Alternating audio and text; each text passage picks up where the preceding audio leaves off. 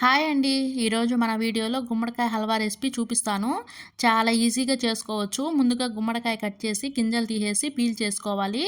నేను తీసుకున్న గుమ్మడికాయలో హాఫ్ గుమ్మడికాయ చేస్తున్నాను. మిగిలిన హాఫ్ గుమ్మడికాయ నెక్స్ట్ వీడియోలో మా నాన్నమ్మ స్టైల్లో హల్వా రెసిపీ చూపిస్తాను. అయితే ఈ గుమ్మడికాయను తురుముకుని పక్కన పెట్టుకుందాము. ఇప్పుడు వెన్న కానీ నెయ్యి కానీ హీట్ చేసుకొని గుమ్మడికాయ తురుము వేసి పచ్చివాసన పోయే వరకు మీడియం ఫ్లేమ్లో వేగించుకుందాము. పచ్చివాసన పోయాక 1.5 గ్లాస్ చిక్కటి పాలు వేసి ఒకసారి కలిపి మీడియం ఫ్లేమ్లో ఉడికించుకోవాలి. ఇప్పుడు హల్వా ఉడికి దగ్గర పడ్డాక గ్యాస్ ఆపేసి నేను 2 కప్పులు గుమ్మడికాయ తురుమును తీసుకున్నాను. 2 కప్పులకి 1 కప్పు బెల్లం తురుము వేసి ఒకసారి బాగా కలిపి వేడిగైనా తినొచ్చు, చల్లారాకైనా తినొచ్చు. ఎలా తిన్నా ఈ హల్వా రెసిపీ అయితే సూపర్గా ఉంటుంది. ఒకసారి ట్రై చేయండి. ఒకవేళ మీకు బెల్లం ఇష్టపడకపోతే బెల్లం ప్లేస్లో చక్కెరైనా వేసుకోవచ్చు. మీకు కానీ ఈ వీడియో కానీ నచ్చితే ప్లీజ్ లైక్ చేయండి, షేర్ చేయండి, సబ్స్క్రైబ్ చేసుకొని సపోర్ట్ చేయండి. Thank you.